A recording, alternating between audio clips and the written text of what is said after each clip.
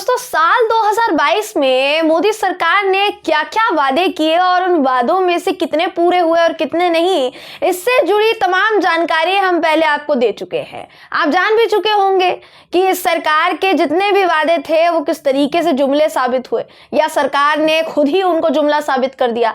अब देखिए 2023 आ चुका है, लेकिन 2023 2022 से भी ज्यादा भयावह होने वाला है आर्थिक तौर पर, यह आपको इस खबर में मैं बताऊंगी दोस्तों, क्योंकि बेरोजगारी से लेकर आर्थिक मंदी हर मायने में भारत को तगड़ा झटका मिला है। दोस्तों नमस्कार, मेरा नाम है जयंती झा।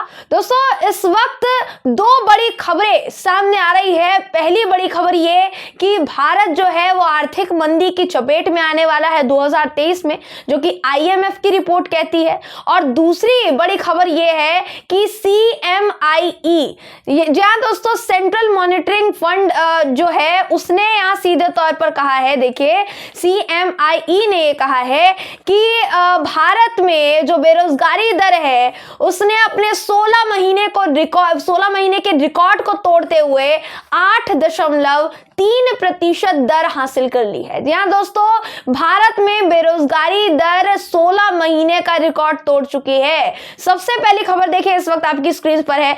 इस खबर के मुताबिक 2023 में आर्थिक तौर पर भारत के लिए खतरे की घंटी साबित होने वाली खबर सामने आई है कि IMF यानी अंतरराष्ट्रीय मुद्रा कोष की प्रमुख है क्रिस्टालिना जॉर्जीवा, जिन्होंने वार्निंग दी है, चेतावनी दी है कि 2023-2022 की तुलना में कठिन साबित होने वाला है, क्योंकि अमेरिका, यूरोपीय संघ और चीन ये तीनों देश धीमी अर्थव्यवस्था का सामना करेंगे, जिसकी वजह से असर जो है वो भारत पर भी पड़ेगा। वैश्विक अर्थव्यवस्था का 1/3 हिस्सा मंदी में होगा, ये बात कही है उन्होंने। साथ ही उन्होंने ये भी कहा है कि जो देश मंदी की चपेट में नहीं है उन देशों में भी मंदी जैसा महसूस होगा, यानी भारत में भी मंदी आने वाली है, आर्थिक मंदी की चपेट में भारत आने वाला है। और ये 2023 में मोदी जी का ही तो तोहफा है दोस्तों, मोदी जी का ही तोहफा महंगाई है, मोदी जी का तोहफा ही बेरोजगारी है और मोदी जी का तोहफा ही देश को आर्थिक मंदी में डालना है।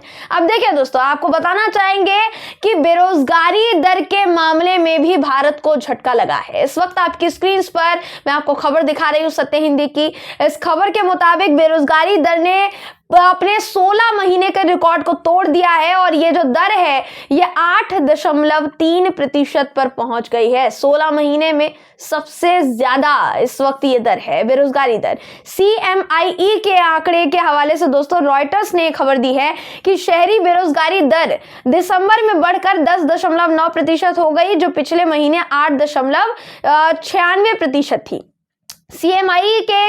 CMIE अब देखिए मेन बात यह है कि सरकार जो है दोस्तों, हमारी जो सरकार है ये अपनी गलतियों को कबूल करने में बहुत कमजोर है। अपनी गलतियों को कबूल करना इस सरकार के लिए मतलब ऐसा है कि भाई हम क्यों कबूल करें, हमने नहीं किया है ऐसा। हमारी अर्थव्यवस्था तो बहुत ज्यादा मजबूत हो रही है क्योंकि देश में मोदी जी की सरकार है।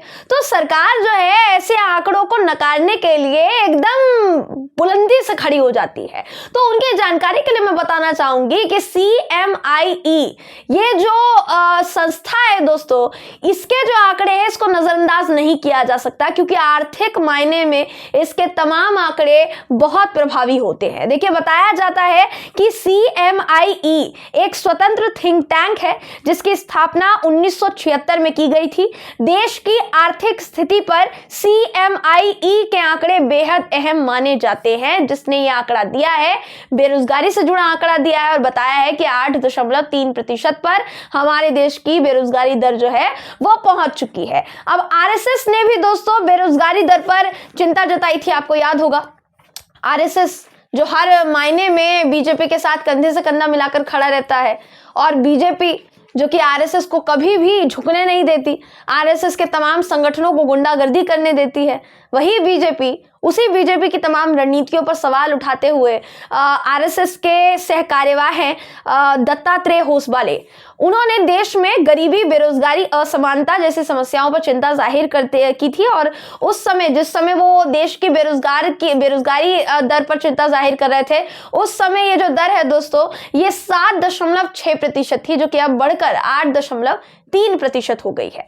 पिछले साल अप्रैल में CMI ने एक और आंकड़ा बताया था, और वो आंकड़ा भी चौंकाने वाला था। वो आंकड़ा बताता है दोस्तों कि कामकाजी उम्र के 90 करोड़ भारतीयों ने, ये पिछले साल अप्रैल का डेटा है कि CMI ने बताया था कि कामकाजी उम्र के 90 करोड़ भारतीयों ने काम ढूंढना ही छोड़ दिया, नौकरी ढूंढनी ही छोड़ दी, कि नौकरी मिलेगी तो है नहीं, हम इधर उधर भटकते रहेंगे, इससे अच्छा नौकरी ढूंढना ही छोड़ देते हैं। तो ये आंकड़ा जो है, ये CMI ने बताया था, उस पर भी सरकार की काफी आलोचना हुई थी दोस्तों। अब आपको बताना चाहेंगे कि ये सब कुछ जो हो रहा है अभी इस वक्त, ये जो खबरें सामने आ रही है, ये खबरें ठंडे बस्ते में डालने के लिए नहीं है। ये खबरें 2024 के लोकसभा चुनाव के लिहाज से बहुत बड़ी खबरें हैं दोस्तों, क्योंकि एक मुद्दे के तौर पर सामने आएगी, और इन तमाम मुद्दों पर मोदी सरकार घिरेगी। चाहे फिर वो बेरोजगारी का मुद्दा हो, महंगाई का मुद्दा हो, फिर गरीबी का मुद्दा हो, इन तमाम मुद्दों पर सरकार घिरने वाली है कि सरकार ने देश की अर्थव्यवस्था को चरमराती हुई स्थिति में आखिर कैसे छोड़ दिया, और उसके लिए सरकार कुछ कर भी नहीं रही है। निर्मला सीतारमण जी संसद में बोलती हैं कि भाई अर्थव्यवस्था मजबूत हो रही है और हमारे नेतृत्व में मजबूत हो रही है, इसलिए कुछ लोग हमसे जल रहे हैं। पर मैडम को यह नहीं दिख रहा है कि ये आंकड़े क्या कह रहे हैं। आप ही देख लीजिए। अब ये भी बता दीजिए कि भाई CMI कौन सा आतंकवादी संगठन है जिसने आपकी सरकार की नीतियों पर सवाल उठा दिए। आप तो ये भी कह सकते हैं ना, आपकी नीतियों पर सवाल उठाने वाला जो भी संगठन होता है वो विपक्ष के साथ मिला हुआ होता है, क्योंकि वो सवाल उठाता है। तो इन तमाम मुद्दों पर दोस्तों इस वक्त सवालिया निशान खड़े हो रहे हैं कि सरकार आखिर इन चीजों से क्यों बचती है। अब कई लोगों ने देखिए ट्वीट किया है इसको लेकर, और इसीलिए ट्वीट किया गया दोस्तों क्योंकि जिस तरीके की महंगाई से लेकर बेरोजगारी से लेकर गरीबी का जो स्तर है, भुखमरी का स्तर जो है, वो जो भारत में बढ़ता जा रहा है, कहीं ना कहीं भारत की छवि को खराब कर रहा है, धूमिल कर रहा है। और उसके लिए भारत की सरकार से सवाल पूछना जरूरी है, इसलिए कई लोगों ने सवाल पूछे हैं। मैं एक एक करके आपको स्क्रीन पर ट्वीट दिखा रही हूँ। सबसे पहले मल्लिकार्जुन खड़गे जो कि कांग्रेस के अध्यक्ष है, वो लिखते हैं कि देश में बेरोजगारी दर 8.3% हो गया है। शहरी क्षेत्रों में बेरोजगारी दर भयावह 10.9% है। हमारे युवाओं के सपनों को चकनाचूर करने की सीधी जिम्मेदार भाजपा है। नरेंद्र मोदी जी वादा था सालाना 2 करोड़ नौकरियां देने का, पर आपकी सरकार नौकरियां छीनने में विश्व गुरु बन गई है। इनके बाद नारायण लाल सोलंकी ने दोस्तों एक अहम जानकारी के साथ ट्वीट किया है, और यह जानकारी बहुत अहम है। इसकी जानकारी देखिए आपको होनी चाहिए कि सरकार ने देश को कहां तक लाकर खड़ा कर दिया। वो लिखते हैं कि प्रधानमंत्री जी ने देश का इतना विकास किया है कि भारत सरकार पर जो कर्ज 2014 में 56 लाख करोड़ था, वो बढ़कर 139 लाख करोड़ हो गया है। यही नहीं, बेरोजगारी दर भी 4.7% से बढ़कर 7.8% हो गई, 8.3% पर आ गई है। देश में विकास तो हुआ मगर चंद उद्योगपतियों का।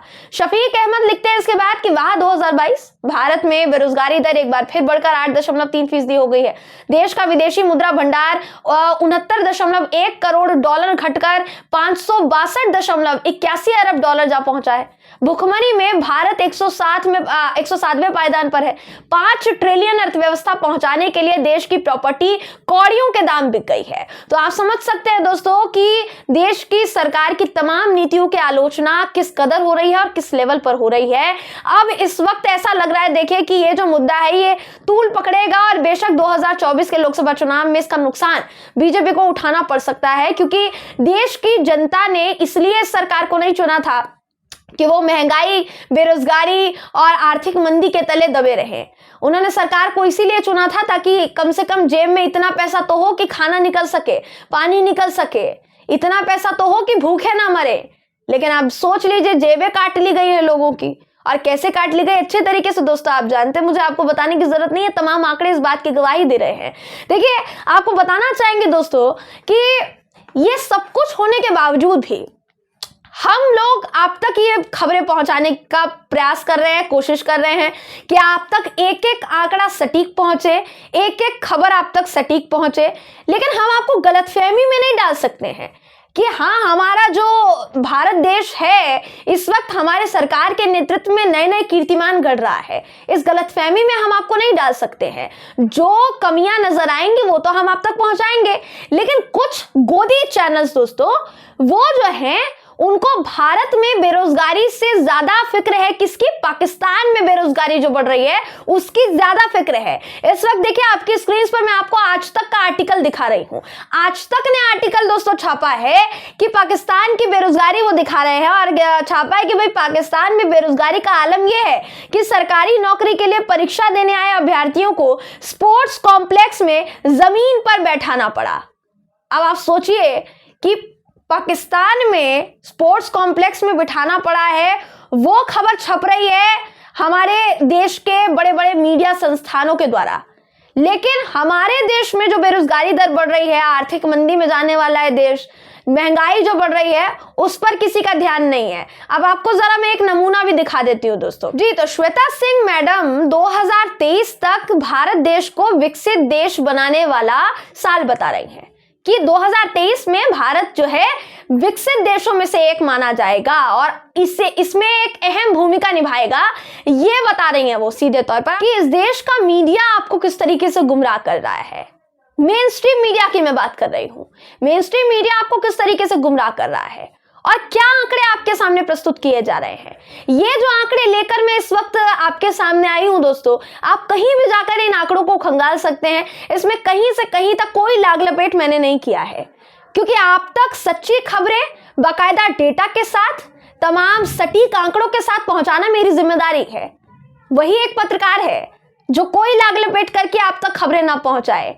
अभी जो हो रहा है उसको आप पत्रकारिता कहेंगे कि नहीं, ये आप हमें कमेंट करके जरूर बताइएगा दोस्तों। साथ ही सरकार जिस मामलों में घिर गई है, जिस तरीके से सरकार ने बेरोजगारी में युवाओं को झोंक दिया है, महंगाई में इस देश की जनता, इस देश की तमाम महिलाओं को झोंक दिया है, साथ ही आर्थिक मंदी में ये देश जो झोंका जाने वाला है उस पर आपकी राय क्या है, ये आप हमें बताइएगा। ये वीडियो अगर आपको पसंद आया हो तो वीडियो को लाइक कीजिए, शेयर कीजिए, हमारे चैनल को सब्सक्राइब कीजिए।